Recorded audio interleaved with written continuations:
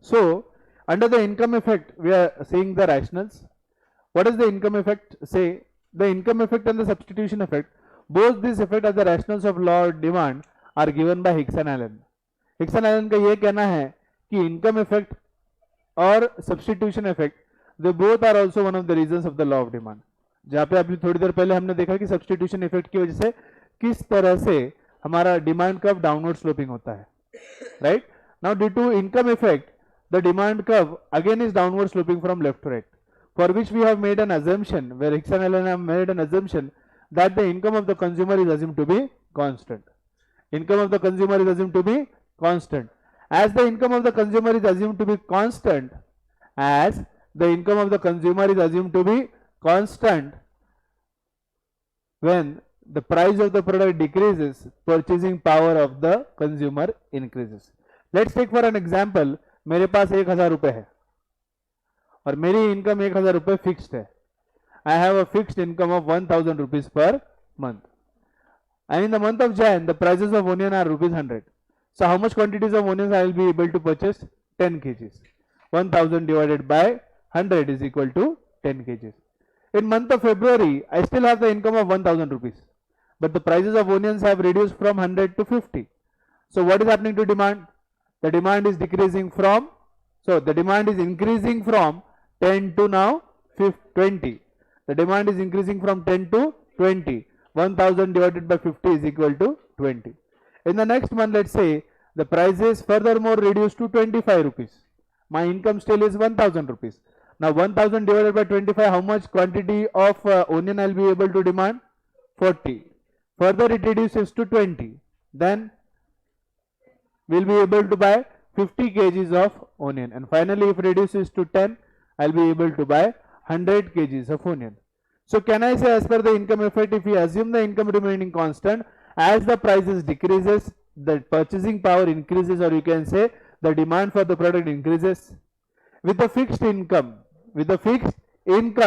as the prices of the product decreases, with the fixed income, as the prices of the product decreases, demand for the product increases. Agree everyone? Everyone agrees with same? Yes or no? Yes or no? Right?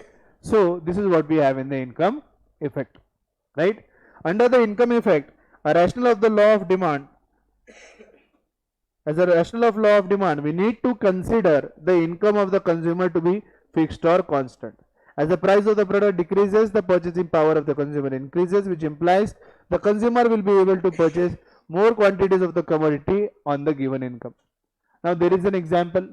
Under this example, Gauri is a salaried employee who has a monthly salary of 10,000 rupees. She allots 500 rupees per month for purchase of rice.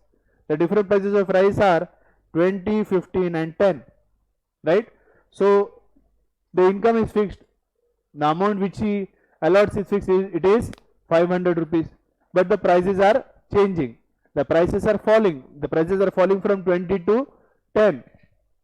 So when with the 500 budget, when the prices were 20, she was able to buy 25 kgs. She was able to buy 25 kgs of rice. Then the price is further reduced to 15. Now she is able to buy 33.33 kgs with the same amount of 500. Now the quantity demanded increases due to reduction in price. With the substitution effect, where the income is considered to be constant. Further the price is reduces to 10, then the quantity demanded will be 50. Now with the same 500 rupees, Gauri is able to demand 50 kgs of rice. This is all happening due to the income effect. Now as the prices decreases, quantity demanded increases. There is inverse relationship. How would be the demand curve then of the rice? See, this is point number 1, this is point number 2, this is point number 3. We draw the demand curve. This is DD, DD is the demand curve. The demand curve is downward sloping from left to right. The demand curve is downward sloping from left to right.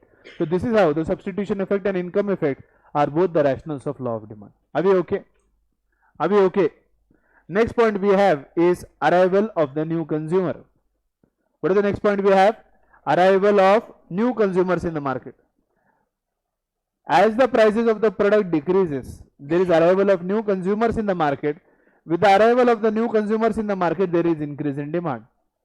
So directly, indirectly, as the price decreases, demand increases. Now this demand increases due to arrival of new consumer. Whenever iPhone launches its phone for the first time in the market, it is priced relatively high. जैसे उसका next version आता है अगले साल, तो पहले वाला version थोड़ा सा सस्ता होने लगता है, हाँ या ना, राइट? तो सैमसंग में बहुत सारी सीरीज आती है, तो कोई नोट 8, 9, 10 की एग्जांपल ले लो. जब नोट 8 आया तब उसकी कीमत 60,000 थी. जब नोट 9 आ गया तो वही 8 अब 40,000 का हो गया. जब नोट 10 आया तो वही नोट 8 अभी 30,000 का हो गया. तो जैसे जैसे नया मॉडल आता जाएगा, पुराने वाले मॉडल की कीमत कम होती जाएगी, राइट? जब वो 60,000 का था, गांव में से सिर्फ 10 लोग उसे परचेस कर सकते थे. लेकिन जैसे जैसे दाम उस फोन का, उस मॉडल का कम होने लगेगा, वैसे ज्यादा से ज्यादा लोग उस मॉडल को या उस पर्टिकुलर फोन को परचेस करना शुरू करेंगे, हाँ या ना? यस और नो, अग्री? जब कभी भी आईफोन नया लॉन्च होता है तो उसकी कीमत महंगी थी. लेट से 11 जब लॉन्च हुई तब उसकी कीमत 90,000 थी. लेकिन जैसे ही 12 का इंट्रोडक्शन हुआ, 11 की कीमत अब 60,000 के अंदर आ गई. तो जैसे प्राइस कम हुआ, new customers arrived in the market, they wanted to buy the iPhone, and suddenly with the new arrival of the consumers, the quantity demanded increased. Yes or no? So as the price reduces in the market, there is arrival of new consumers in the market, which lead to increase in demand. Agree? Agree or not? With the reduction of price, there will be arrival of more new consumers in the market. किसी भी चीज के अगर market में दाम कम होते हैं तो मार्केट में उस चीज के लिए नए कंज्यूमर्स आएंगे. With the reduction in price, there will be new consumers in the market. With the reduction in price, there will be new consumers in the market. Agree? As there is reduction in the price, there will be new consumers in the market, and these new consumers will increase the demand in the market. तो जो नया consumer आएगा तो वो क्या करेगा? Demand करेगा. और जैसे जैसे नए कंज्यूमर्स की संख्या बढ़ने लगेगी, वैसे वैसे उस चीज की डिमांड बढ़ने लगेगी. लेकिन अराइवल ऑफ न्यू कंज्यूमर्स कब हो रहा है? जब प्राइस कम हो रहा है. तो चीज का प्राइस बढ़ता है तो अराइवल ऑफ न्यू कंज्यूमर हुआ क्या? नहीं. With the decrease in price there is arrival of new consumer. With the arrival of new consumer there is increase in demand. Decrease in price, arrival of new consumer, increase in demand. Decrease in price, increase in demand. How is the relationship? Inverse. So how would be the slope of the demand curve? Downward sloping from left to right. So arrival of new consumer is also one of the rationals of law of demand. Because with the arrival of new consumer arrive in the market when there is reduction in price.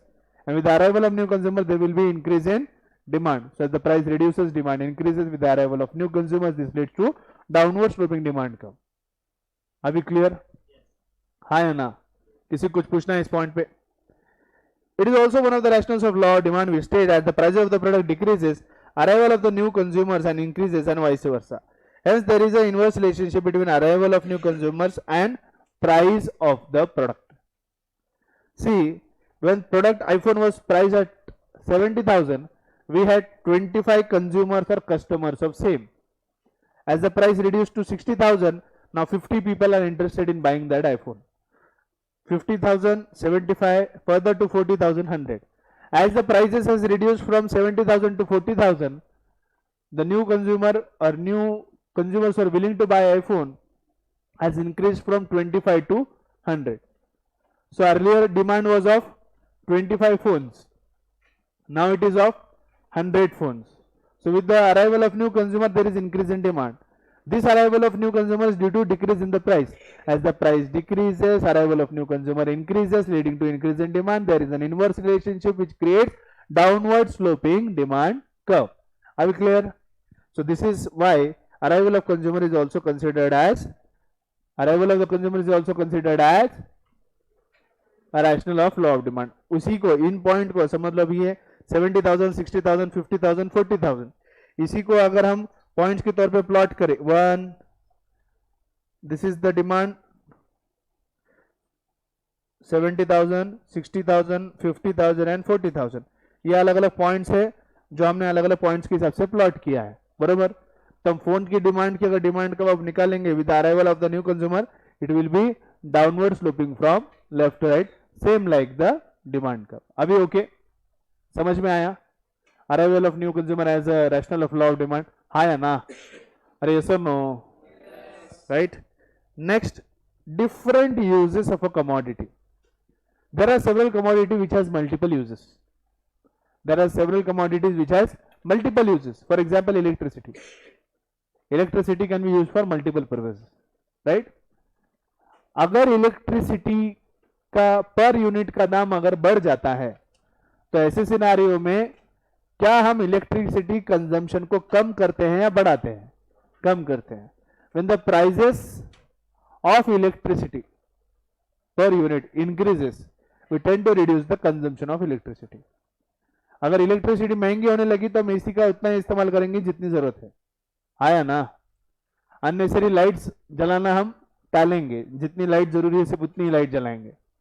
लेकिन वही electricity अगर सस्ती होने लगी तो नई जगह पे भी हम लाइट लगा के रख देंगे, 24 घंटे एसी चालू रहो दे बाड़ा, है ना? अगर इलेक्ट्रिसिटी के दाम अगर कम है तो.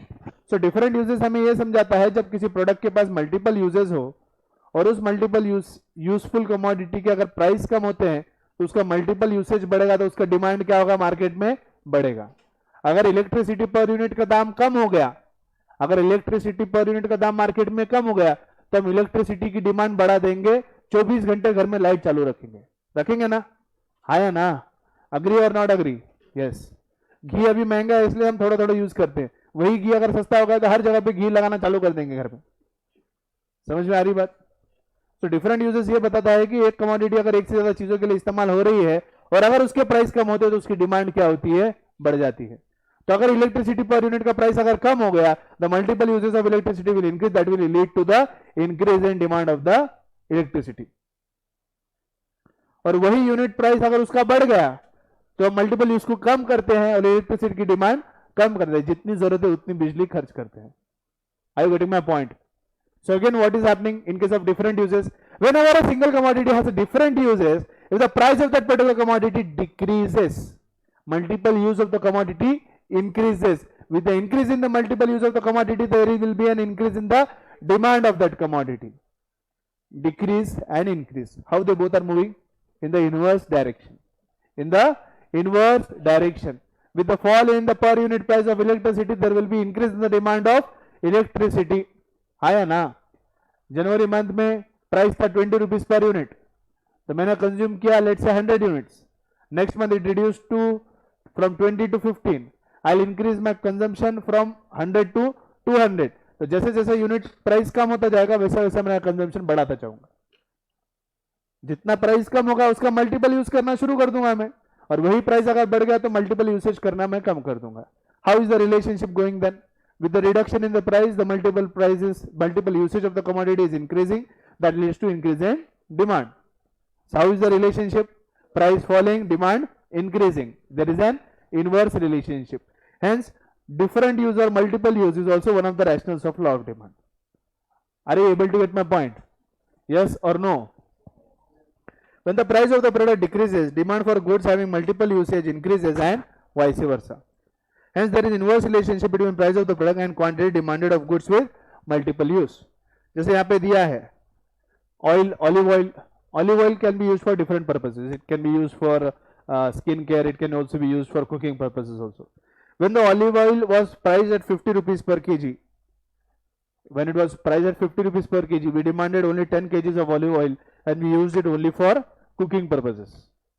When this olive oil price reduced to further to 30 rupees per kg, we started to increase the demand for 20 kgs. अब पहले 10 लेते थे, अब 20 इसलिए ले रहे हैं क्योंकि उसमें से 10 किलो हम खाने के लिए इस्तेमाल करेंगे और बचा हुआ और एडिशनल 10 किलो जो हम और एक्स्ट्रा ले रहे हैं उससे हम क्या इस्तेमाल करेंगे? कॉस्मेटिक या स्किन केयर के लिए हम इस्तेमाल करेंगे. Is it okay? समझ में आ रहा है? समझ में आ रहा है क्या? Right. So this is what we have on the different uses of the commodity. तो वही यहां पर दिया है. अब ऑलिव ऑयल का ये जो एग्जांपल है इसको अगर ग्राफ में लिखो तो 50 जब है तब 10 है, 30 जब है तब 20 है. तो इसकी डिमांड का जब ऑलिव ऑयल की बनाए तो वो कैसे बन रही है? Downward sloping from left to right. So everywhere in the rationals you will see downward sloping curve. You won't see upward sloping curve, because if it is upward sloping curve, it will be an exception to the law of demand. It won't be a rational of the law of demand. जब exception शुरू करूंगा तब समय समझ में आ जाएगा कि exceptions और rational में क्या difference है. अभी okay? Are we fine? Right? So here we conclude the discussion on rationals of law of demand. Are we okay? यहाँ तक किसी कोई डाउट है, कुछ पूछना है? Yes or no? Right?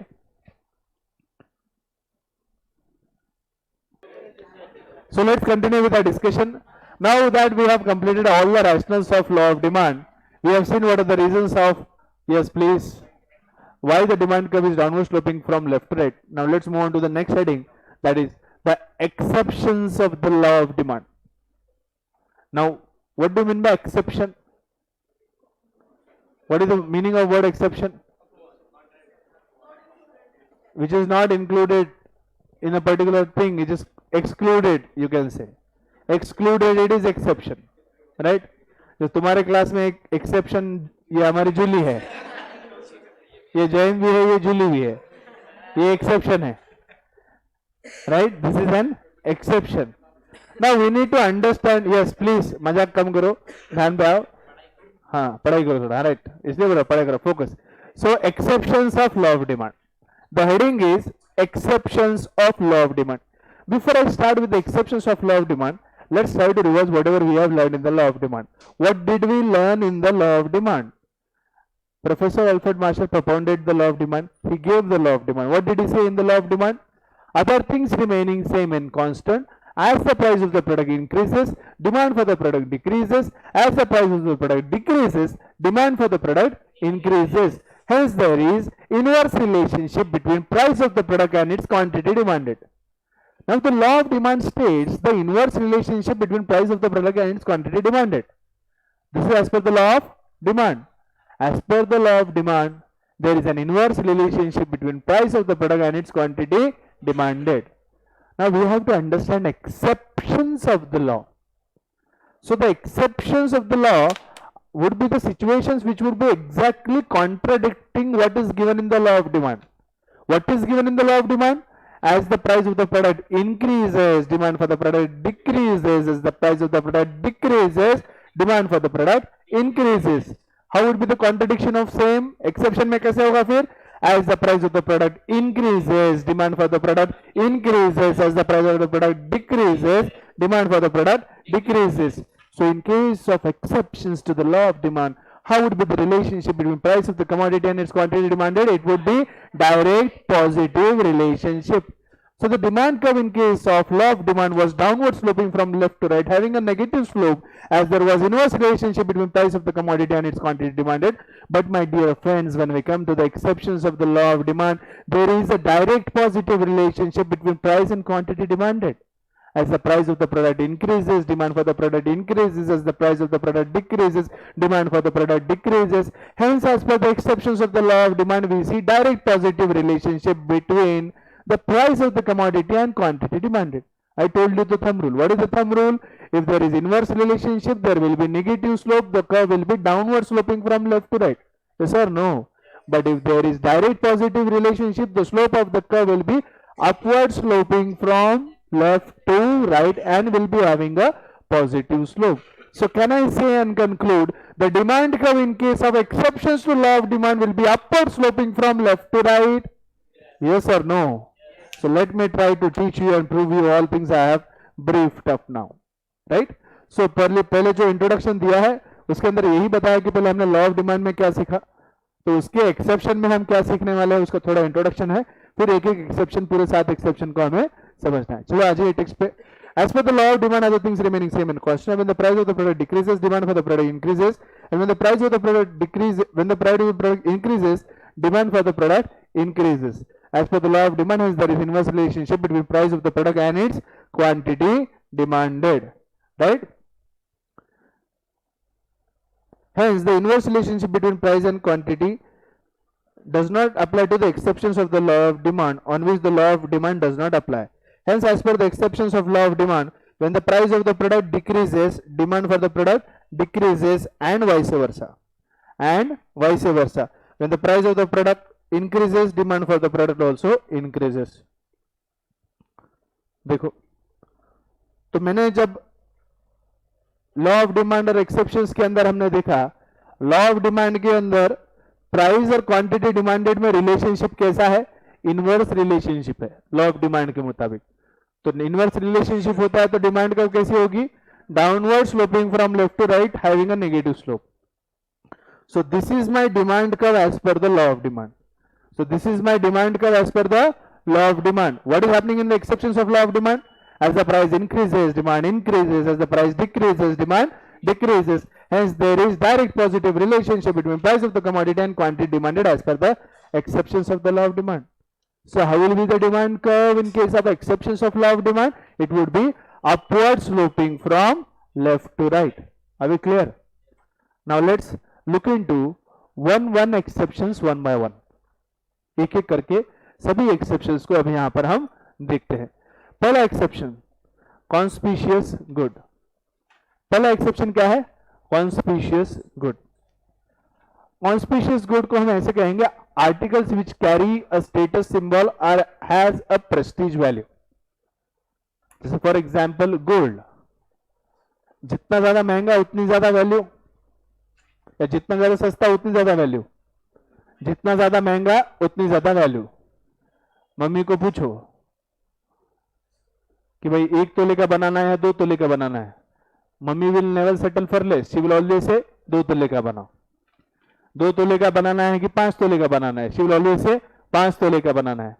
5 तोले का बनाने का 50 तोले का बनाने का 50 तोले का बनावा, ए मां 50 तोला है ना, 50 तोला. So what happens in case of conspicuous good? Conspicuous goods, my dear friends, specifically कोई ऐसे गुड नहीं होते जो कॉन्स्पिशियस होते हैं जो मार्केट में मिलते हैं. कॉन्स्पिशियस गुड यानी हर वो गुड जो एक स्टेटस सिंबल या प्रेस्टीज वैल्यू डिपिक्ट करता है. जैसे फॉर एग्जांपल डायमंड, जितना महंगा उतना बेहतर, जितना महंगा डायमंड उतनी ज्यादा प्रेस्टीज वैल्यू, उतनी ज्यादा उसकी डिमांड. सोना, जितना ज्यादा सोना उतना महंगा वो आर्टिकल, उतनी ज्यादा उसकी डिमांड. यस और नो? हाँ या ना? इसलिए मैंने उनकी बैच को बोला था ये चांदी का ब्रेसलेट बना कर दिया, मुझे सोने का बना देना. तो बोले हमारी स्ट्रेंथ कम है, 11 की ज्यादा, उनको बोल दो. तो 11 वाले तुम गोल्ड का बना देना मेरे लिए, ठीक है? और डायमंड का बना, वट एवर, राइट?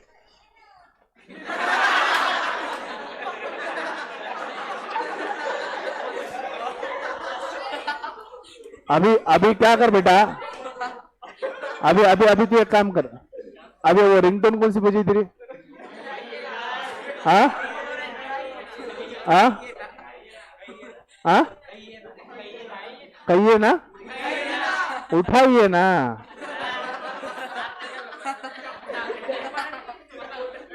तो अभी तुम क्या करो, अभी तुम क्या करो, थोड़ा लेक्चर में एक्सेप्शन होने दो, फिर तुमको उसी रिंगटोन पे नचाएंगे. थोड़ा रुको, नचाइए ना. Conspicuous good, conspicuous good, conspicuous good. बेटा तुम सबसे पहले साइलेंट पे रखो. अगर अब मैं गलती से भी तुम्हारा क्लास में मोबाइल का रिंगटोन कहीं सुन लिया तो मेरा तुमसे पूरा वादा है, जितने साल तुम मेरे पास पढ़ोगे उतने साल तुमको मोबाइल नहीं दूंगा, ठीक है? तो अब कॉन्स्पिशियस गुड की बात कर रहे हैं, गुड कैरिंग प्रेस्टीज वैल्यू और सिंबल.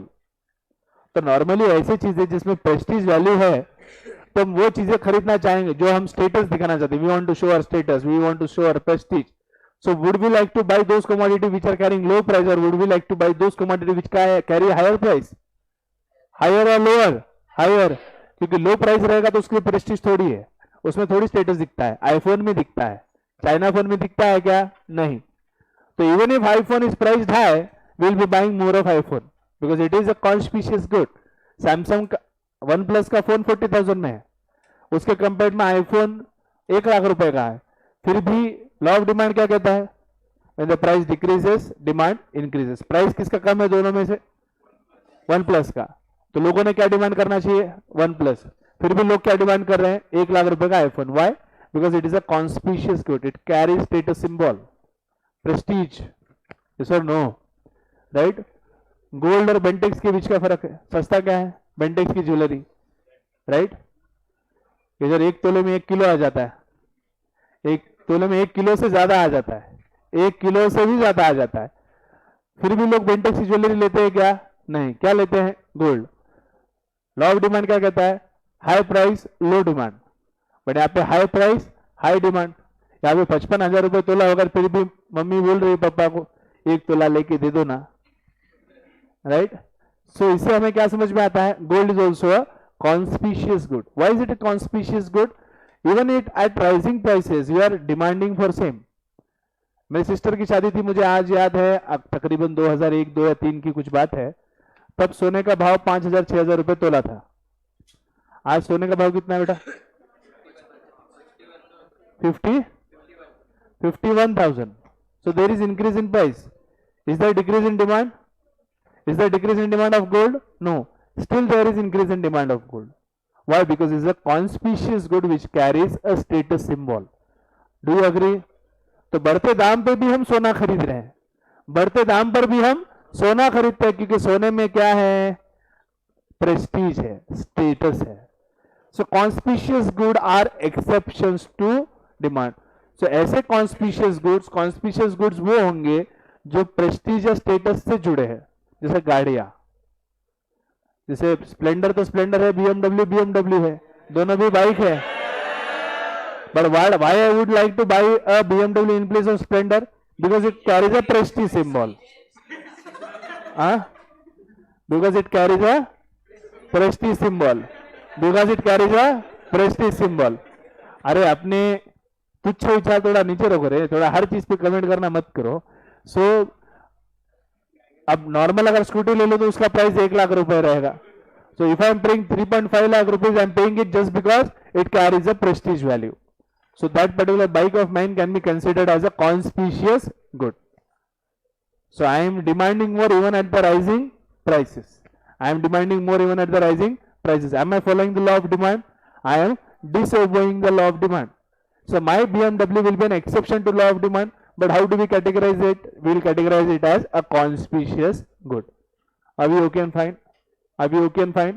पहला exception समझ में आया सबको? Article of goods carrying prestige value or snob appeal are called as conspicuous goods.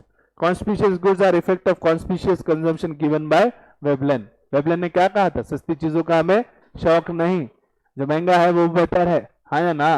Right. Veblen goods are considered as conspicuous good. महंगी चीजें are considered as conspicuous good which carry status symbol. Yes or no? हाँ या ना? जब कभी आप कोई महंगी चीजें लेते हो तो उसे शो ऑफ करने की अपनी आदत है, हर एक इंसान की आदत है. तो ऐसा क्यों करते हैं? Because it carries a prestige value, it is considered as a conspicuous good. हाँ या ना? Right. So all the conspicuous good hence are the exceptions to law of demand. Hence conspicuous goods denote the below characteristics. So conspicuous goods की हम बात करते हैं, जैसे कि हम गोल्ड की बात करेंगे.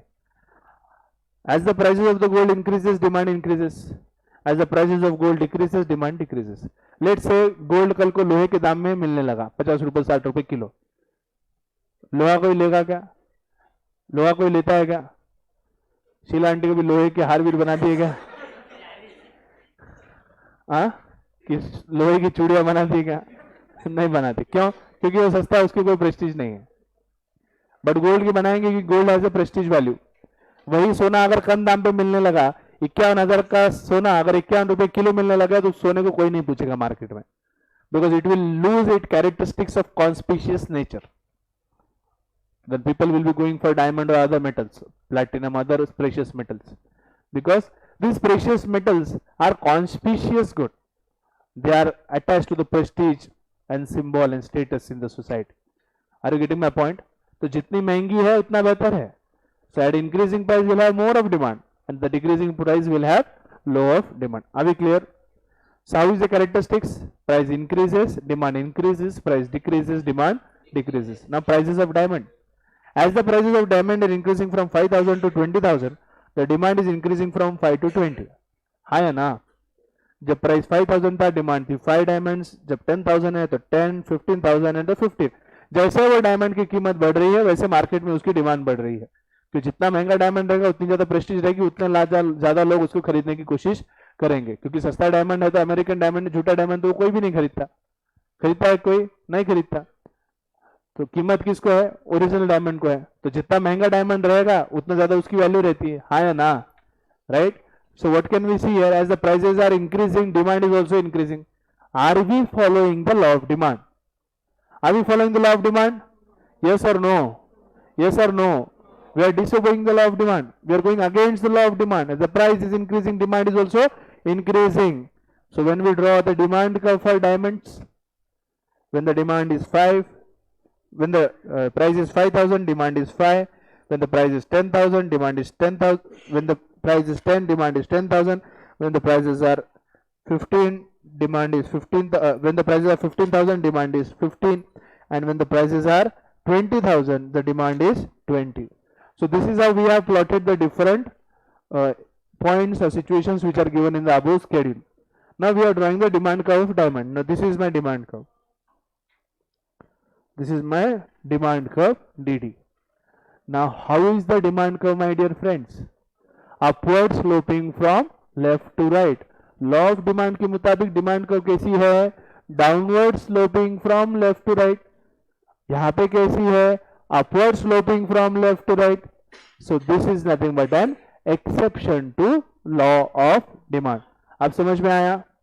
डायरेक्ट पॉजिटिव रहा तो अपवर्ड कैसे होता है और इनवर्स रहा तो नेगेटिव कैसा रहा. थंब रूल समझ में आया? थंब रूल हमेशा याद रखना. इनवर्स रिलेशनशिप तो downward sloping curve, direct positive रहा तो upward sloping curve. Are we okay and fine? पहला एक्सेप्शन समझ में आया? किसी कुछ पूछना है? Does anyone want to ask anything? Next, conspicuous necessities.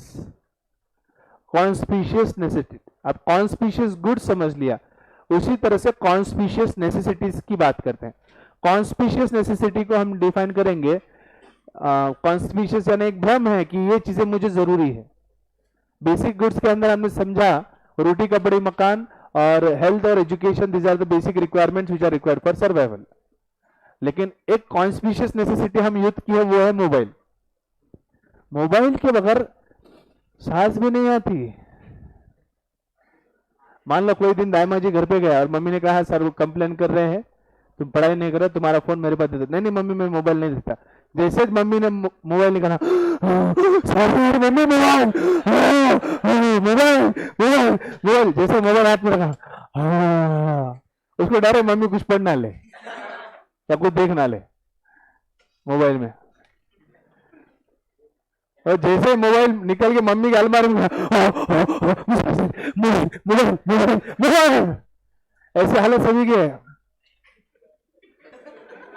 है ना. वो तुम्हारे क्लास में एक है श्रावणी उमरीकर, अब वो 2-3 महिने क्लास में जाए नाही. मला बोललो बेटा क्यों नाही आहे क्लास? मला पप्पा सोडायलाच नव्हते. म्हणलं तो नाही मी गाडीवरच नाही. म्हणजे तुझ्याकडे सायकल आहे ना? नाही मला सायकल चालवायची नाही. क्योंकि उसको क्या लगता है सब जन गाड़ी पे आ रहे तो मैं भी गाड़ी पे आऊंगी. ऐसे सब जन गाड़ी पे आ रहे तो मुझे गाड़ी पे. अब होता है ना, समझ लो क्लास में सभी के पास बाइक है तो अपने आप अपने मन में लगता है कि हमें भी बाइक चाहिए. फिर हम ये नहीं देखेंगे उसका प्राइस कम है ज्यादा, हमने को बाइक चाहिए मतलब चाहिए. हर किसी के पास मोबाइल है तो दिमाग में कॉन्स्पिशियस नेसेसिटी की भाई मोबाइल जरूरी है. मोबाइल रहेगी तो फिर सांसें आएगी, मोबाइल आएगी तो सब जुगाड़ होगा, मोबाइल होगा तो सब होगा. मोबाइल चाहिए, मोबाइल चाहिए, मोबाइल पाहिजे म्हणजे पाहिजे. हो काय माझी? जैसे मम्मी ने हाथ में मोबाइल रख दिया, feeling better, feeling nice, right? So this is how is the position is. So mobile is a conspicuous necessity. Let's say पूरे क्लास में इसका फोन खराब हो गया, यहां से ऊपर से मैंने फेंक दिया, रिंगटोन बजा, यहां से वहां गोडाउन फेंक दिया, इसका मोबाइल नहीं. अब जूली भी परेशान है, मोबाइल चाहिए. तो फिर वो बोल रहे फोन चाहिए मुझे. अब फोन तो खराब हो गया, अब नया फोन लेना है. नया फोन लेना है तो मार्केट में लेट से अभी मोबाइल महंगा है, लेकिन आपने को दम कहां पे चाहिए, अभी के अभी चाहिए मुझे मोबाइल. तो जब कॉन्स्पिशियस नेसेसिटी होती है, जब हमें लगता है कि ये चीज बहुत जरूरी है, इसके बगैर सर्वाइवल हो ही नहीं सकता, तो ऐसे वक्त पे हम ये नहीं देखेंगे कि वो चीज महंगी मिल रही है सस्ती मिल रही है, बस चाहिए तो चाहिए. मोबाइल महंगा मिल रहा है सस्ता मिल रहा है, पप्पा बोले थोड़ा रुक जा बेटा बाद में ऑफर में देखेंगे, ऑफर कुछ नहीं, मुझे अभी के अभी लेकर दो. So whenever we feel a conspicuous necessity for a commodity, we tend to buy those commodity even at the higher prices. And a conspicuous necessity we feel at times that branded clothes are better than non-branded clothes. So we won't wait कि offer आएगा नहीं, अपने कपड़े लेने तब लेंगे. So we might even end up demanding more of the commodities or branded clothes even at the higher prices. Are we okay? So conspicuous necessity, जब अपने को लगता है कि ये चीज जरूरी है और इसके बगैर गुजारा ठीक नहीं, ये चाहिए मुझे कोई भी हालत में, तो ऐसे सिनारियो में जब ऐसे कॉन्स्पिशियस नेसेसिटीज हमारे मन में होते हैं, तो ऐसे सिनारियो में भी बहुत बार ऐसा होता है, we end up buying commodities even at higher prices and we tend up to buy low of the commodities even at the lower prices, right? Okay, demand for certain goods is affected due to the demonstration and bandwagon effect. When the goods other than the basic goods are considered necessity for living, called as conspicuous goods. Example, mobile, two-wheeler, etc. So we won't wait कि mobile के price कब कम होंगे, अपने को अभी जरूरत है उसकी, मुझे चाहिए मतलब चाहिए. So we might even end up buying those mobiles at higher prices. अभी ओके, समझ में आया? तो अगर हम देखें तो कॉन्स्पिशियस नेसेसिटीज को अगर हम कंसीडर करें, so we might buy more of mobile even at the higher prices. तो फिर से अगर उसका शेड्यूल बनाकर अगर हम डायग्राम बनाएंगे तो डायमंड के जैसे ही उसकी कर्व आएगी जो कि होगी upward sloping from left to right. Agree with the statement? Agree that conspicuous necessity is an exception to law of demand? Yes और नो? राइट. नेक्स्ट पॉइंट है फ्यूचर एक्सपेक्टेशंस अबाउट प्राइस. इसके बारे में भी हमने पढ़ा है. Future expectations about price. Now what happens in the future expectations of price? When we expect the prices to rise in future, we increase the current demand. We have seen in exceptions. No, not in exceptions. We have seen in determinants. Sorry, हमने determinants में देखा है. Determinants में क्या देखा है? Future expectations about price. When we expect that prices will rise in future, when we expect the prices to rise in future, we increase the current demand. When we expect the prices to fall in future, we decrease the current demand. आज petrol 70 rupees में है, हमें ऐसा लगता है, आज example दे रहा हूं, आज समझ लो पेट्रोल 70 रुपए में है और हमें लग रहा है कि आने वाले दिनों में पेट्रोल 100 रुपए हो जाएगा. हुआ नहीं, हो सकता है, ऐसा हमारा एक्सपेक्टेशन है. We are expecting that it might go to 100 rupees. So what we will do to current demand? We will increase the demand. और मान लो कल को बढ़ा नहीं तो, so we'll end up buying more quantities even at the increasing prices. Are you getting my point? Expectations के आधार पे we are expecting that the prices might rise in future. We are increasing the current demand. And we expect कि कल को petrol के दाम कम होंगे, petrol के दाम कम होंगे, होंगे नहीं होंगे मालूम नहीं, लेकिन we are expecting कि दाम कम होंगे. तो ऐसे सिचुएशन में डिमांड क्या हो जाएगा? फिर से आप करंट डिमांड कम करोगे, ये सोचोगे कि बाद में सस्ता होगा तब टंकी फुल करने आएगी, right? So with the increase in price we are increasing demand, with the decrease in price we are decreasing demand. This I have already shown you in the future expectations about price. How is the relationship here? Direct positive. अब इसका curve बनाऊंगा तो कैसे आएगी वो? Upward sloping from left to right. So will it be an as per the law of demand और will it be exception to law of demand? It will be an exception of law of demand. देखो price अभी क्या 90 litre है, हमारा demand कितना है? 10. Now we expect कि price 100 रुपए हो जाएगा, तो हमने हमारा करंट डिमांड कितना कर दिया? 20. हमें लगता है कि 10 रुपए महंगा हो जाएगा, इसलिए हमने करंट डिमांड को क्या कर दिया? बढ़ा दिया, right? We are expecting the prices to rise, so we are increasing the demand. We are expecting the price to fall to 70, we are reducing the demand to 5 liters. So increase, increase, decrease, decrease. How is the relationship? Direct positive. So if I draw the demand curve of petrol, how it will be? It will be upward sloping from left to right. This is the reason why the future expectations of price is a exception to law of demand. Are we okay and clear? Yes or no? कोई doubt? अगला point, irrational consumers. Now what is rational consumer and what is irrational consumer? Please try to understand. Rational और irrational consumer के बीच का फर्क समझने की कोशिश करो. Let's say, let's take example of Suhas. Suhas is a irrational consumer because Suhas doesn't know what are the exact prices of vegetables in the market, right? Suhas, can you please tell me what is the current price of onion? Can you please tell me the current prices of potato? You can tell me the prices of mirchi? No. What are the prices of masalas? What are the current prices of sugar? Yes or no? हाँ या ना? ए बेटा, ए तू सुहास है, उधर बात कर रहे हैं तो चुप बैठ ना. Do you know the prices?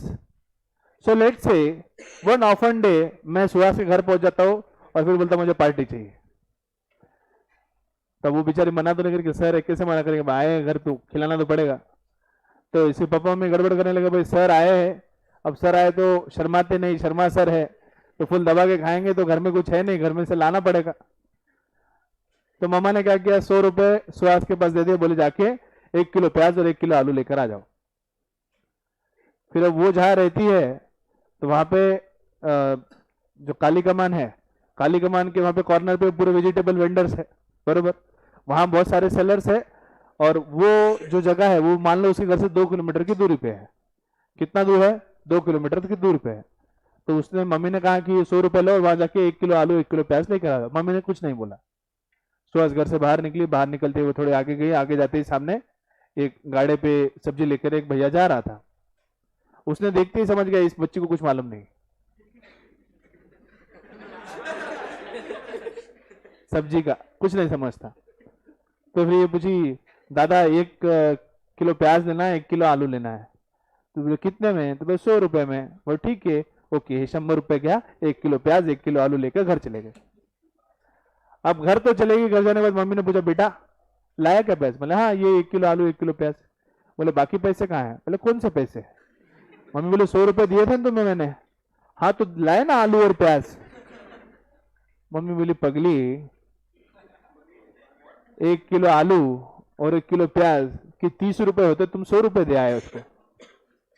15 रुपए किलो प्याज, 15 रुपए किलो आलू, 15 रुपए किलो प्याज, 15 रुपए किलो आलू, इसके हिसाब से प्राइस कितना हुआ, 30 रुपए।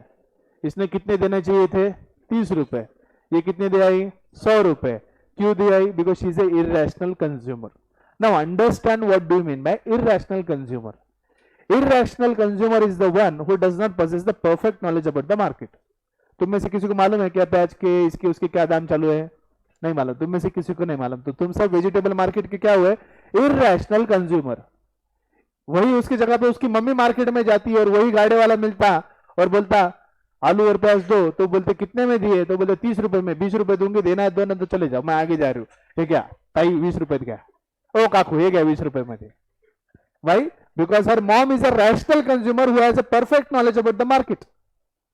क्योंकि उन्हें मालूम है ये नहीं भी दिया तो आगे इतने सारे लोग हैं उसमें से कोई भी 20 रुपए में दे देगा। Now this is the difference between rational consumer and irrational consumer. Being an irrational consumer, she has bought the or demanded the onion and potatoes at the rising prices. अब 50 रुपए किलो के हिसाब से उसने लेना चाहिए था क्या, नहीं लेना चाहिए। With the increase in prices, there should be less demand. But even at the increasing prices, she has demanded more of the quantity because she is a irrational consumer. उसको मालूम ही नहीं कि क्या है एक्चुअल में market. She doesn't possess the perfect knowledge about the market. So irrational consumer is the one who does not possess correct knowledge about the market. In our example, Suhas doesn't know what are the correct prices of vegetable. So she has bought 1 kg of aloo and 1 kg of pyaz at higher prices. So will the law of demand apply in irrational consumers? No. So क्या law of demand ठीक तरह से apply होगा क्या, नहीं। बार बार जब जब हम इरेशनल कंज्यूमर बन के मार्केट में जाएंगे तो मैक्सिमम टाइम हम ये नहीं समझ पाएंगे कि प्राइस ज्यादा बोल रहा है या कम बोल रहा है, because we don't possess the perfect knowledge about the market. So we might end up buying higher quantity और we might end up demanding higher quantity even at the higher prices. Do you agree now? So हमारे case में Suhas has bought 1 kg of onion and 1 kg of potato at the higher prices. Higher price and the demand is also high. So how is the relationship? Direct positive. So irrational consumer normally buys more at higher prices. क्यों? उसे लगता है यही सही दाम है, उसे लगा कि ये दे रहा है तो ये जो बोल रहा है वो सही होगा. उसे थोड़ी पता कि माप तोल करना पड़ता, भाव तोल करना पड़ता, बार्गेनिंग करनी पड़ती है ना. इसलिए देखो मम्मी तुम्हें कभी अकेले शॉपिंग को मार्केट में नहीं भेजती कि उसको मालूम है इसको मार्केट में अकेले भेज दिया तो कुछ लाएंगे नहीं ना, कि पूरे पैसे देख के तो पक्के आ जाएंगे. तो उनको मालूम है कि तुम इररेशनल हो, तुम्हें उतना परफेक्ट नॉलेज मार्केट का नहीं है, तुम्हें एग्जैक्टली नहीं समझ पाओगे कौन सी चीज का दाम कितना है, कौन सी चीज का दाम कितना है. ये तुम्हारे पेरेंट्स को पता है because they have the perfect knowledge about the market. So irrational consumer is also an exception to law of demand because they may end up demanding more even at the higher prices. अभी okay, समझ में आया? समझ में आया क्या? Right. चलिए, irrational consumers. As per the law of demand, the consumer are expected to be rational, that is having knowledge about the market conditions. When the consumer behave irrationally, they tend to buy even goods at higher prices. Example, Suhas. So who is Suhas? Suhas is an irrational consumer who might end up buying more quantities even at the higher prices. So she is disobeying the law of demand. Are we okay? अगला point यहाँ पर है demand for necessities. What is the next point we have is demand for necessaries. खाने पीने की चीजें lockdown के अंदर महंगी हो गई तो क्या हमने खाना पीना छोड़ दिया क्या? So even at increasing prices उल्टा हम ज्यादा खाने लगे. हसरा ना तो समझ गया मेरे को. विष्णू बोल रहा काय लय सुत्तू लागलो आम्ही. कायच नाही, लॉकडाउन में घर पे सगळं उठली. नाश्ता, हाँ जेवण, फिर हाई टी के साथ स्नैक्स, चकनाज, स्नैक्स, एंड देन इवनिंग में dinners, then late night again Maggi चालू से. एक चीज बहुत अच्छी से की है हमने, ये चालू था चलना कंटिन्यू 24 घंटे चालू था लॉकडाउन में. रोज घर में कुछ ना कुछ दिन रात बन रहा है बस. और सबसे खास बात, दिन भर घर में बड़े फिर भी खाते जा रहे हैं, है ना. सब हंस रहे, मतलब सबने फुल.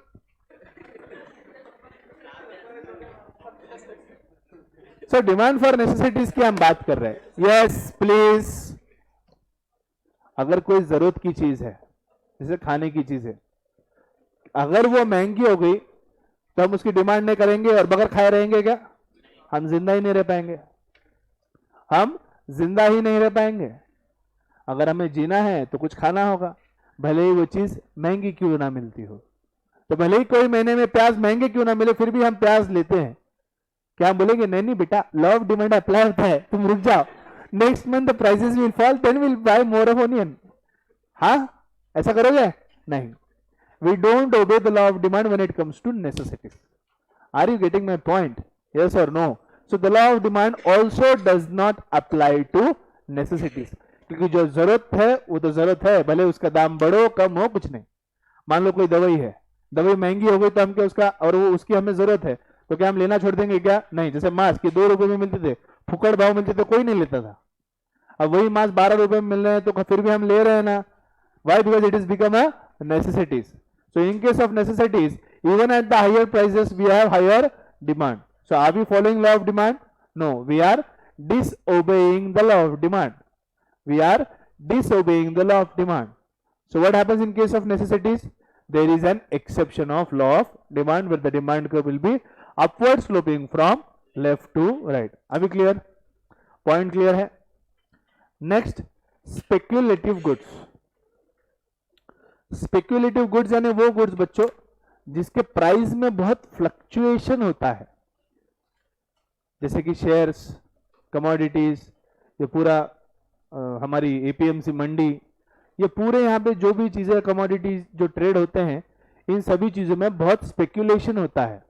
यानी इनके दाम बहुत बदलते. जैसे मैंने 5-6 साल सोयाबीन का काम किया है, तो सोयाबीन का दाम हर घंटे में बदलता है. जैसे कमोडिटी मार्केट में एनसीडीएक्स में उसके दाम बदलते रहते हैं, वैसे हर एक घंटे के अंदर उसके प्राइस बदलते रहते हैं. हर घंटे में 5 मिनट में जैसे मार्केट में उतार चढ़ाव होते हैं, वैसे वैसे उसके दाम बदलते रहते हैं.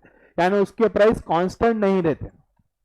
सो वो जो चीजें जिनका दाम कांस्टेंट नहीं होता वो स्पेक्युलेटिव होते हैं, यानी उसका प्राइस चेंज होते रहता है. शेयर्स के दाम रोज बदलते रहते हैं, बदलते हैं ना शेयर्स के दाम, तो शेयर्स आर स्पेक्युलेटिव. ये जो अनाज की मंडी है, इसके अंदर जो भी फूड ग्रेन्स है, जो भी एग्रीकल्चर प्रोड्यूस बिकता है, ये सब स्पेक्युलेटिव है. क्योंकि जो कपास आज 5,000 है, जरूरी नहीं कल 5,000 होगा, कल 5,500 हो सकता है. There is no fix price. Parle G 5 रुपए में तो 5 रुपए में है. इट इज नॉट कि कल 10 में हो सकता है, कल को फ्री हो सकता है, उसका एक ही दाम है. So is Parle G speculative? Is Parle G speculative? No. Speculative क्या होता है? जिसका प्राइस चेंज होते रहता है, जिसका प्राइस स्टैग्नेंट या फिक्स नहीं होता. Are you getting my point? Yes और no? Now understand how is a speculative good an exception to law of demand. 3 दोस्त हैं यहाँ पे, डाके, अनुराग, अमन है. इन तीनों का नाम करता हूँ. अच्छे 3 लोगों का नाम लेता हूँ, नए नए जो मेरे सामने बैठे हैं, बहुत हंस रहे हैं सब.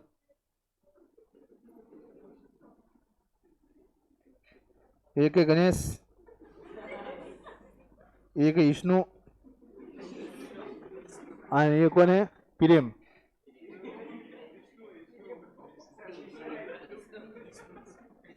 एक गणेश, एक विष्णु आणि एक प्रेम. तो तीन दोस्त है, गणेश, विष्णु और Prem. Now understand the example. Ganesh, Vishnu और प्रेम. गणेश, विष्णु और प्रेम तीन दोस्त है. तीनों बैठ के बड़ी बड़ी बातें कर रहे स्टॉक एक्सचेंज की. वो भी क्यों? पहले दिन ही वो वेब सीरीज देखा ना, 1992 स्कैम. बस एक दो रील बना ली इंस्टाग्राम के, खुद को लगे हर्षित मेहता. फिर तीनों बैठ के प्लान बनाते, एक काम करेंगे अपन भी है ना स्टॉक एक्सचेंज की प्यास बुझाते. बोले कैसे? 1000 रुपए सेविंग है, देखेंगे मार्केट में इन्वेस्ट करते हैं 1000 रुपए. ये तीनों दोस्त बैठे अभी और बोले मार्केट की प्यास बुझाते हैं, 1000 रुपए इन्वेस्ट करते हैं. तो सब में होशियार गणेश,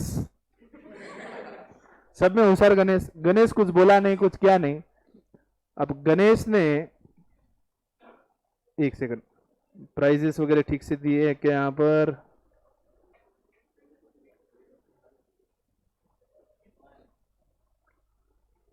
एक मिनट रुक जाओ.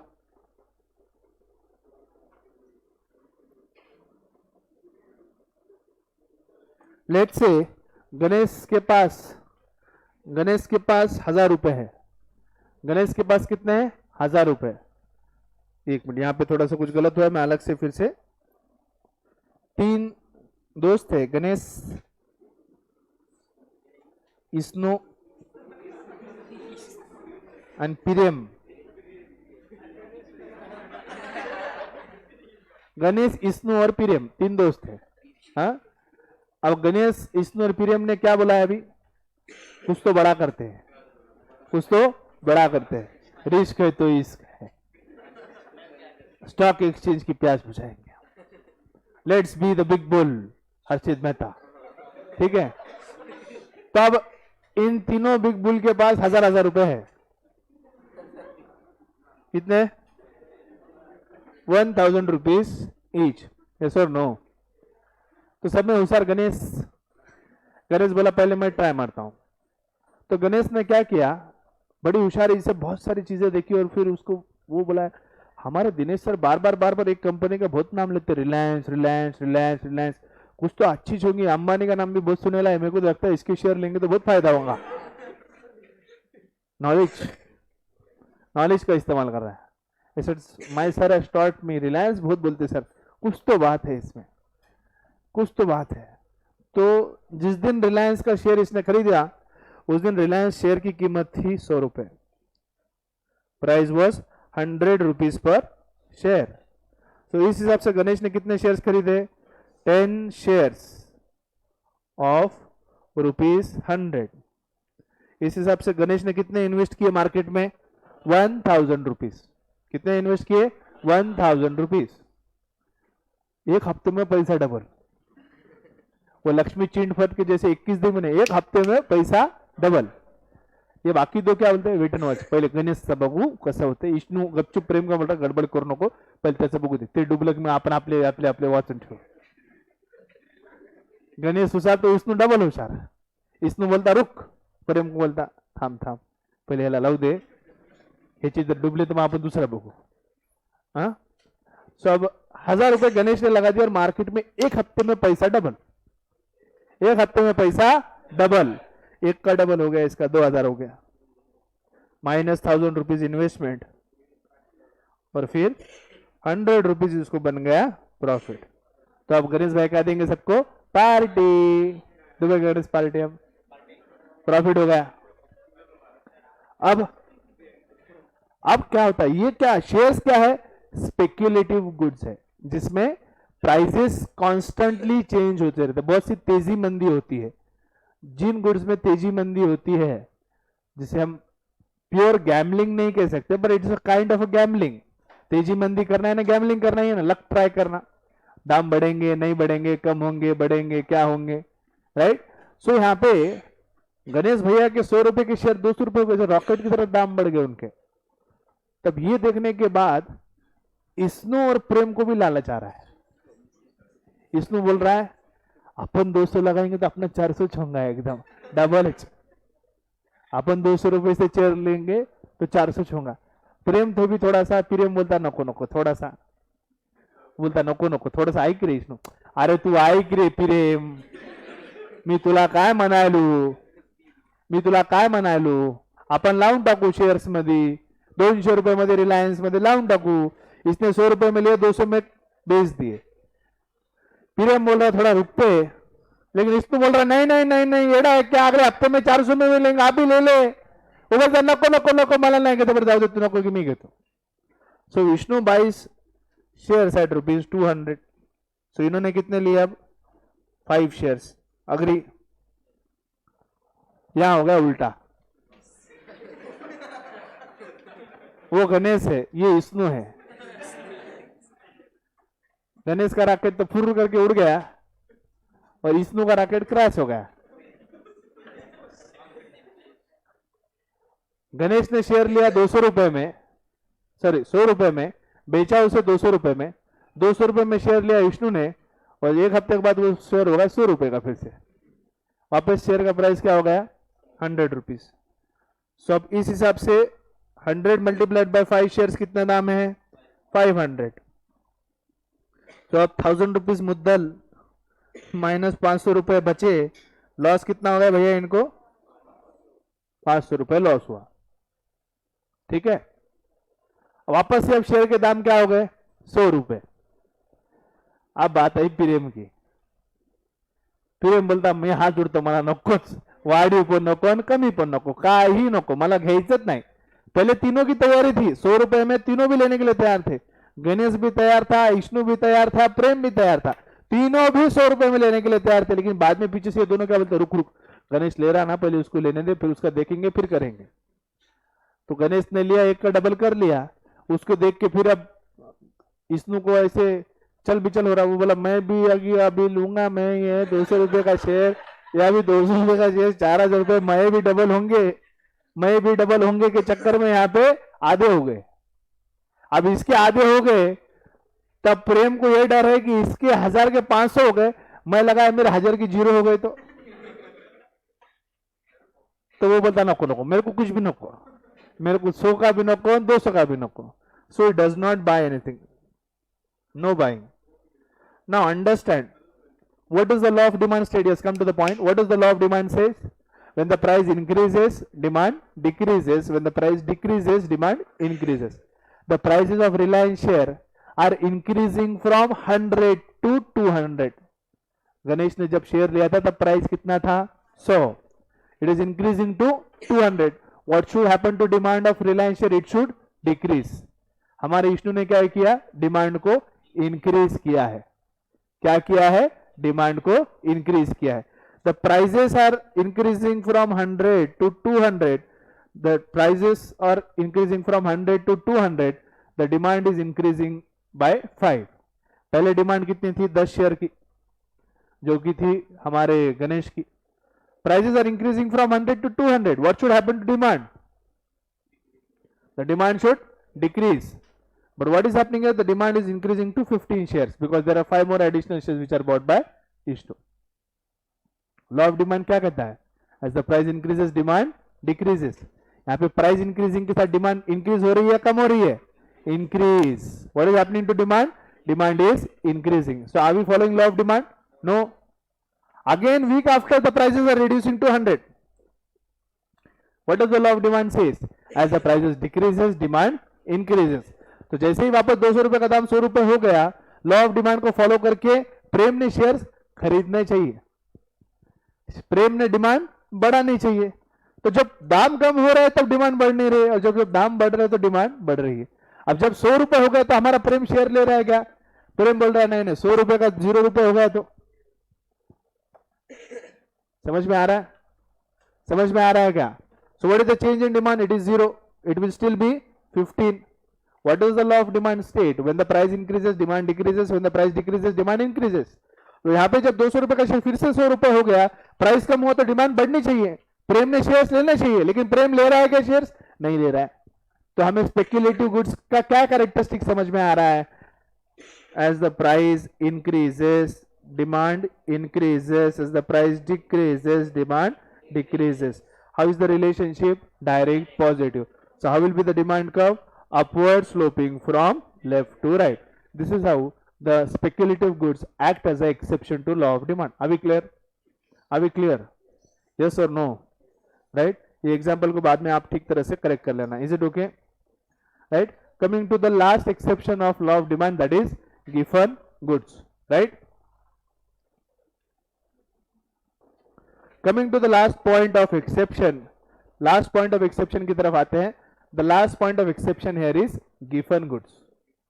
Last point of the exception here is given goods. Now we have seen economics में गुड्स को बहुत नाम या बहुत टर्म्स दिए हैं. वैसे गुड्स को एक्चुअल मार्केट में गुड्स नहीं होते. हाँ या ना? हाँ या ना?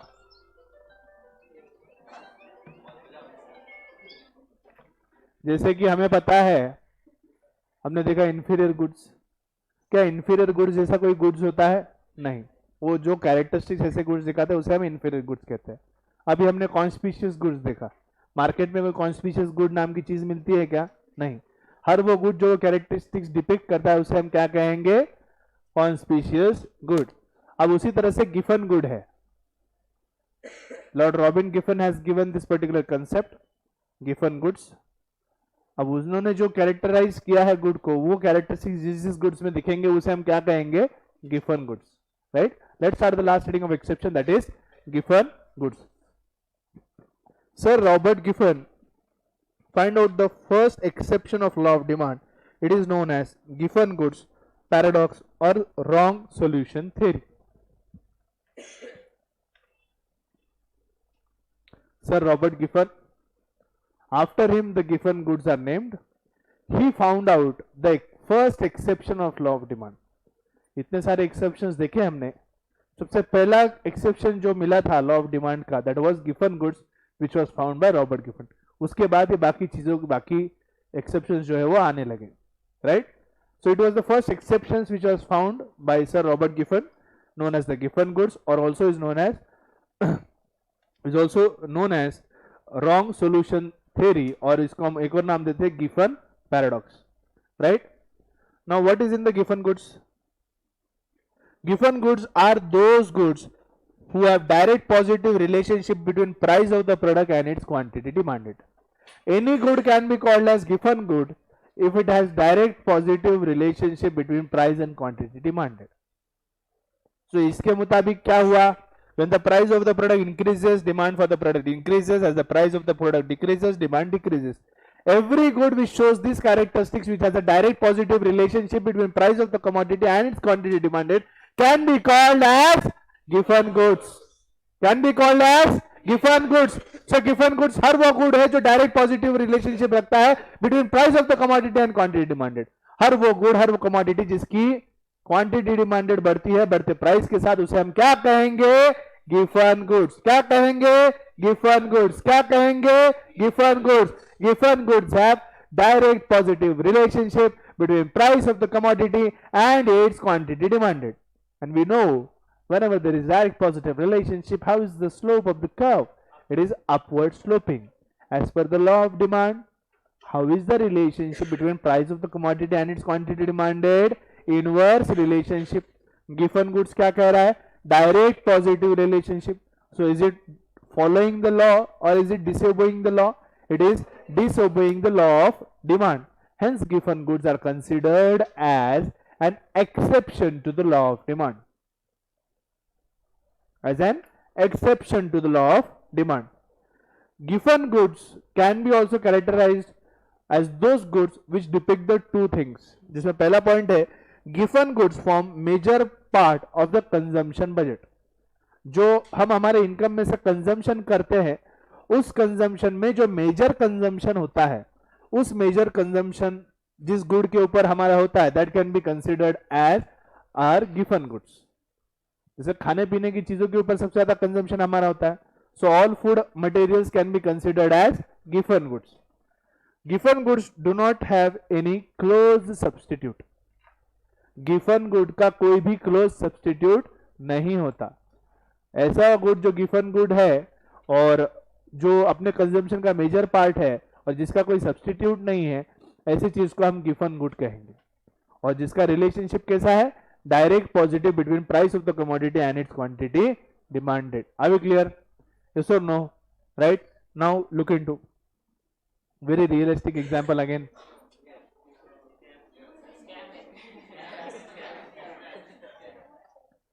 Mr. Dinesh, a poor household, lives in a family of total 6 members, right?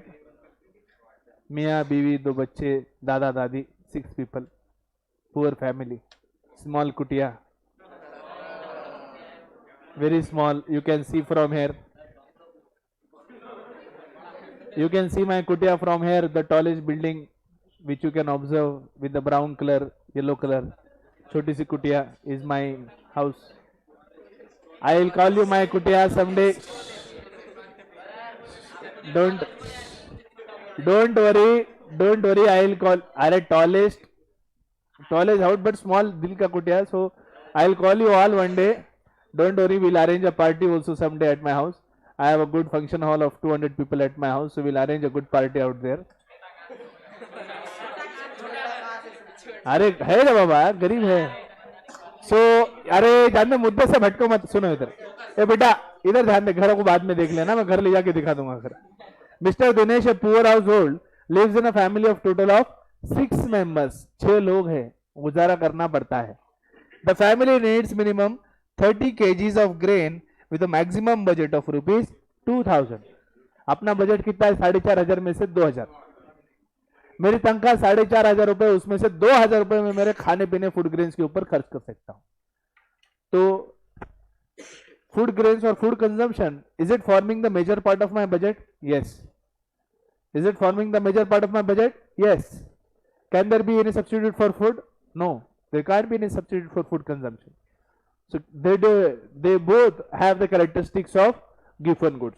They are forming the major part of the budget. They have no close substitutes, and again they show a direct positive relationship. कैसे तब आगे देखेंगे हम। So he has to buy wheat and bajra to fulfill the needs of the food grains. मेरे परिवार में 6 लोग हैं और 6 लोगों की फूड रिक्वायरमेंट्स के लिए मुझे कम से कम फूड ग्रेन्स कितने घर में खरीदना है? 30। कितना खरीदना है? 30। मेरा बजट कितना है? 2000 रुपए। 2000 रुपए में जैसे तैसे मुझे 30 किलो फूड ग्रेन खरीदना होगा, तब जाके मेरे परिवार का गुजारा हो सकता है। Now how do I manage? Now there are different situations we have taken, case 1, case 2। और फूड ग्रेन्स की मेरी डिमांड को फुलफिल करने के लिए मेरे पास 2 ऑप्शन है। I have 2 options. First option is of bajra and second option is of wheat. First option is of bajra and second option is of wheat. Now look at this particular case and scenario. Prices of bajra is 50. The prices of bajra is 50 and the prices of wheat is 100. पहले case में बाजरा का price कितना है? 50 और wheat का price कितना है? 100। तब इस सिनारियो में लेट से मैंने 20 kgs ऑफ बाजरा, मैंने कितना बाजरा खरीदा है? 20 kgs। तो 20 मल्टीप्लाइड बाय 50 कितना हुआ?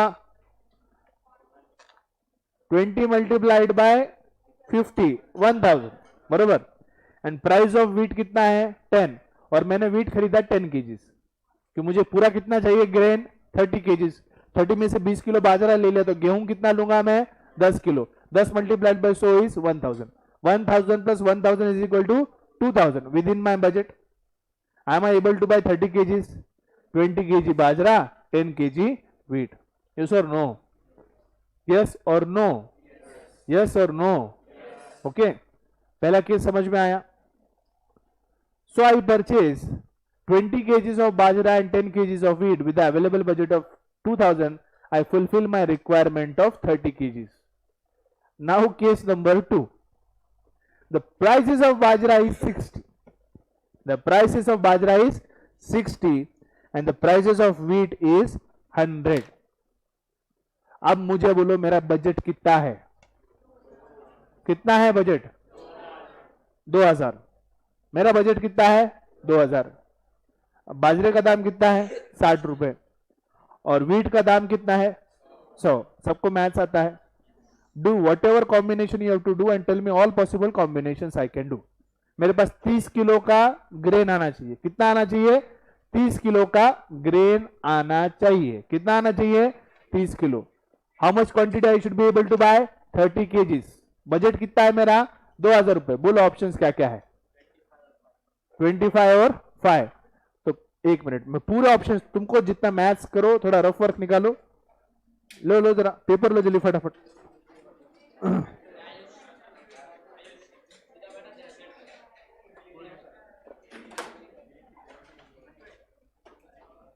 कॉम्बिनेशन क्या है 25 और 5।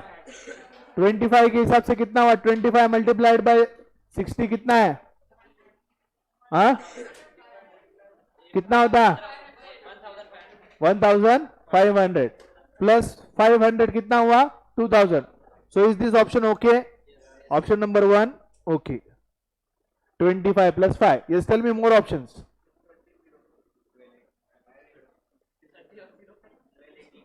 12 और 18 12 kgs of what 12 kgs of bajra.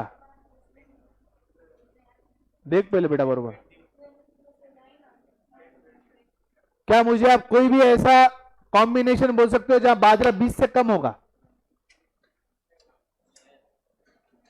even if I buy 20 kgs of bajra even if I buy 20 kgs of बाजरा तो 60 रुपीज के हिसाब से पैसे कितने हुए 1200 रुपए। 10 किलो गेहूं के कितने हुए 1000। तो बजट कितना जा रहा है 2200। मेरे पास कितने हैं। तो कोई भी हालत में किसी भी हालत में मैं बाजरे की डिमांड कम कर सकता हूं क्या कर सकता हूं क्या। लेकिन लॉ ऑफ डिमांड क्या बोलता है when the price of the product increases demand for the product decreases. हाँ या ना बाजरे का दाम बढ़ा रहा हूं या कम कर रहा हूं। Am I increasing the price और डिक्रीजिंग। अर्लियर प्राइस कितना था 50 रुपीज। इकडे लक्ष दे रे इधर ध्यान देना। पहले प्राइस कितना था 50। अब बाजरे का प्राइस कितना हो रहा है 60। तो बाजरे का दाम बढ़ रहा है तो बाजरे की डिमांड कम करनी चाहिए। मैंने पहले कितनी डिमांड कर रहा था मैं 20। अब 20 से भी कम नहीं जा सकता। जैसे मैंने कहा अगर मैं 20 भी रखता हूं तो भी मेरी रिक्वायरमेंट फुलफिल होती है क्या नहीं। So anyhow by hook और crook if I choose any combination I will have to increase the demand for bajra. I will have to increase the demand for bajra. Let's say I can purchase 30 kgs of bajra. Agree? So 30 multiplied by 60 is 1800. It is within my budget. 30 grains is fulfilled. But what is happening to demand for bajra? It is increasing. Can you tell me any combination where you can reduce the consumption of bajra? Yes or no? कोई भी combination बताओ जहां पे 20 से कम लो। चलो अगर 18 ले लिया समझ लो 18 मल्टीप्लाइड बाय 600 कितना होता है 18 multiplied by 600 10 1000 1080 1080। तो अब मैंने कितना लिया 18 किलो बाजरा ले लिया। अब 18 किलो बाजरा के बाद अब मुझे कितना गेहूं लेना पड़ेगा 12 kilo.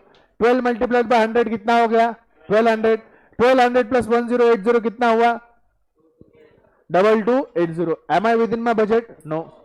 Anyhow, you take any combination below 20, you are not able to reduce the demand. Ultimately, for fulfilling your demand, you will have to increase the demand of bajra.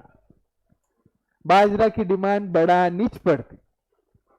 हाँ या ना So even at increasing prices of the bajra, I'll still have to increase the demand of bajra. Let's say when the prices have increased from 50 to 60, I have bought 25 kgs of bajra and I have bought 5 kgs of wheat. इस हिसाब से मेरी 30 kg की requirement fulfil हो गई है। But look at bajra, look at bajra. बाजरा का जब प्राइस 50 था, क्वांटिटी डिमांडेड कितनी थी बच्चों? 20, यस और नो? अब जब वो 60 हो चुका है तब कितना है? Now how is the relationship between prices of bajra and quantity demanded? Direct positive relationship. So any commodity which has a direct positive relationship.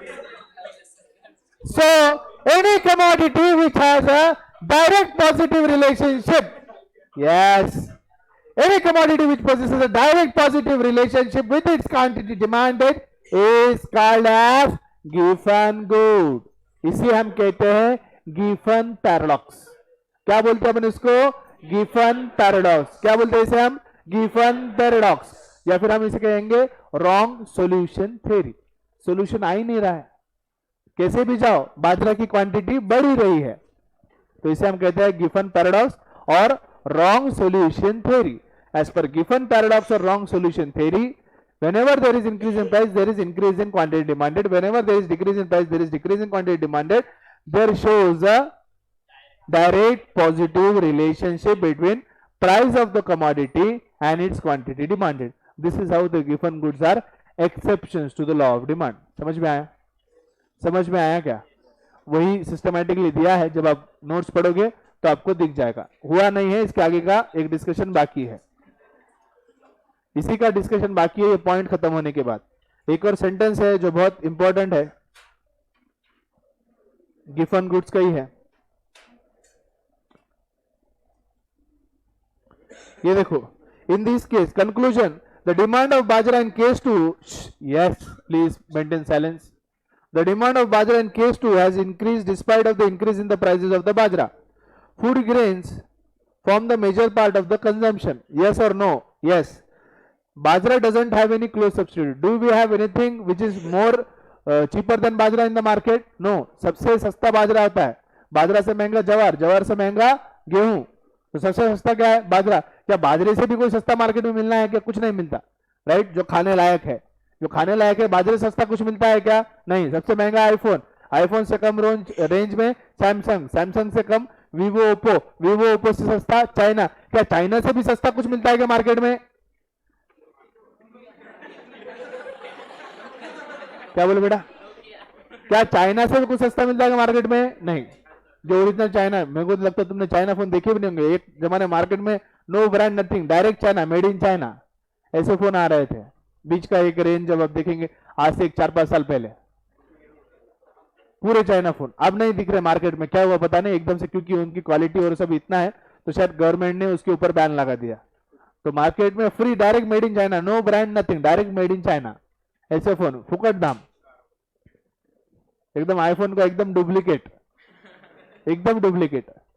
वो जैसे आईफोन 4 था उस वक्त, उसका एकदम pure duplicate iPhone, China phone. IPhone 4 उस वक्त था 40-50 रुपए में, उसका एकदम डुप्लीकेट चाइना आईफोन 2000 रुपए में. नो वारंटी नो गारंटी, चले तो चांद तक नहीं तो रात तक. Yes please please please please please. Hence bajra is violating the law of demand. In our example, is bajra violating the law of demand? Yes, as the price is increasing, demand for bajra is increasing. It's violating the law of demand. So how is the relationship? Direct positive. This effect is nothing but the Giffen paradox or wrong solution theory. Now there is one more important sentence. Please pay attention. बहुत tricky है. यह आपके state board के हिसाब से, reasoning के हिसाब से 4 मार्क का एक इंपॉर्टेंट क्वेश्चन बन सकता है. So please pay attention. The statement says all Giffen goods are inferior goods, but all inferior goods are not Giffen goods. What did I say? All Giffen goods are inferior goods, but all inferior goods are not Giffen goods. All Giffen goods are inferior goods, but all inferior goods are not Giffen goods. क्योंकि inferior goods का close substitute होता है और Giffen goods का और कोई close substitute नहीं होता.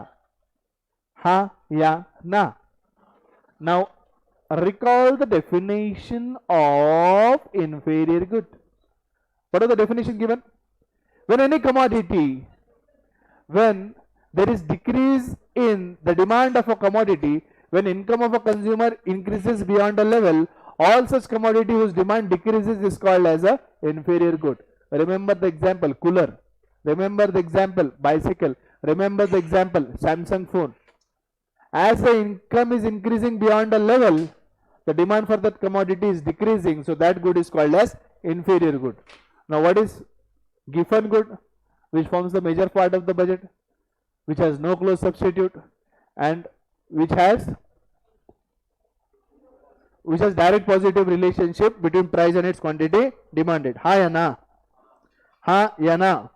Yes or no? Right? Now look into all given goods are inferior goods, but all inferior goods are not given goods.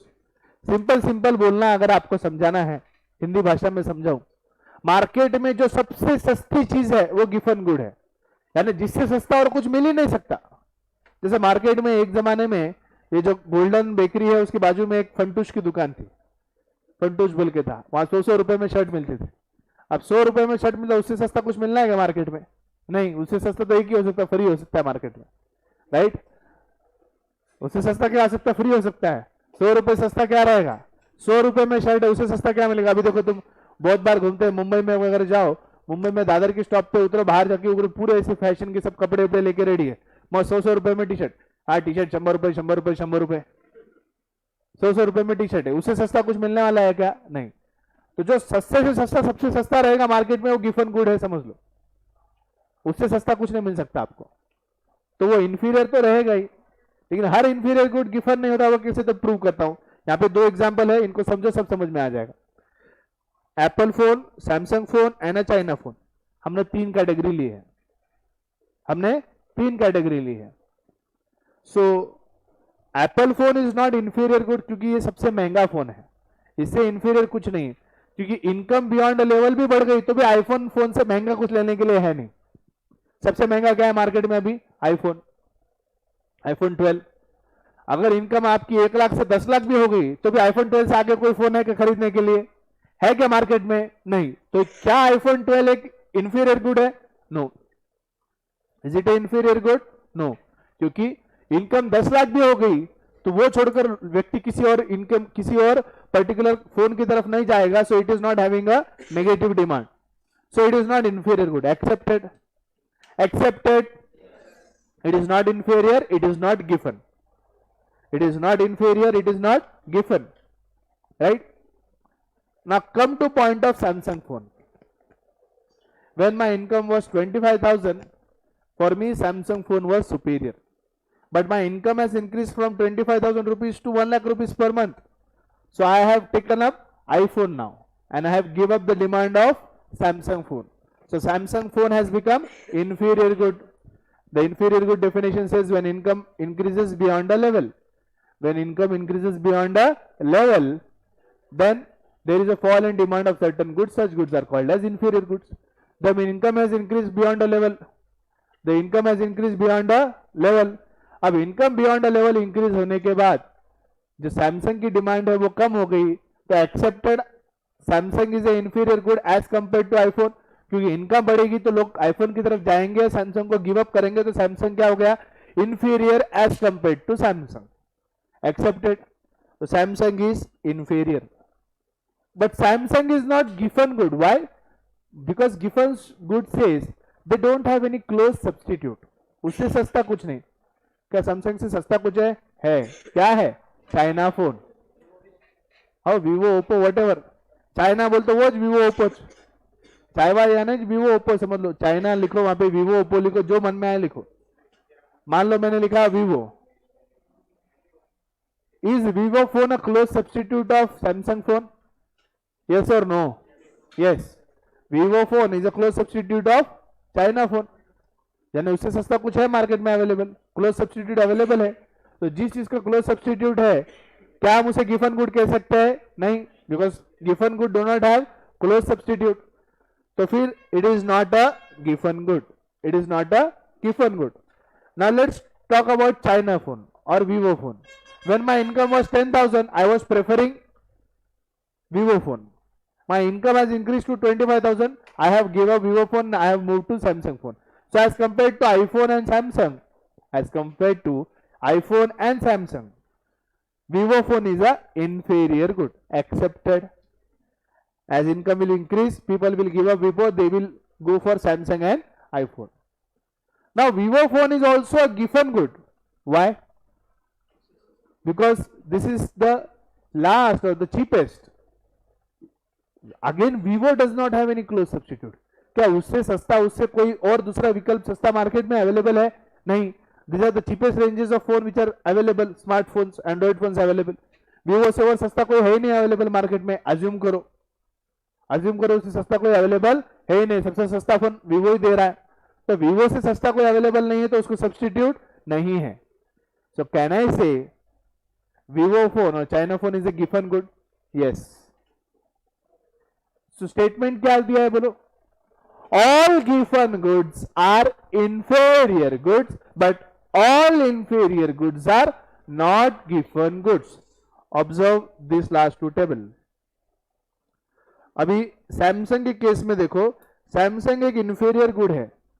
Samsung एक, इधर ध्यान दो सब लोग, सैमसंग एक इंफीरियर गुड है. लेकिन क्या सैमसंग गिवन गुड है? सो इसे प्रूव हो गया that all inferior goods are not गिवन गुड्स. अब जब हम वीवो की बात करते हैं, वीवो एक गिवन गुड है और गिवन गुड के साथ साथ वो क्या है? इंफीरियर भी है. सो कहना इसे ऑल गिवन goods are inferior goods. Yes. Market में जो सस्ता रहेगा वो क्या रहेगा? जैसे अभी ये हो गई बात फोन की. गाड़ियों के एग्जांपल ले लो, गाड़ियों के एग्जांपल ले लो, BMW, बुलेट और स्प्लेंडर. अरे भाई ठहर रहे मेरे बाप. BMW, Royal Enfield Bullet and Splendor. BMW is a bike जो सबसे महंगी है. It is not inferior, it is not गिवन. But compare to BMW, Bullet bike is a inferior good. But is it a given good? No, because उसका एक close substitute which is cheap than the bullet is available, that is Splendor. But what about Splendor? Splendor is inferior as compared to Bullet and BMW. And Splendor is given क्योंकि उससे सस्ता और market में कुछ नहीं है. So all given goods are inferior. Splendor given भी है, Splendor inferior भी है. लेकिन Bullet inferior है लेकिन given नहीं है. इसीलिए स्टेटमेंट क्या कहता है?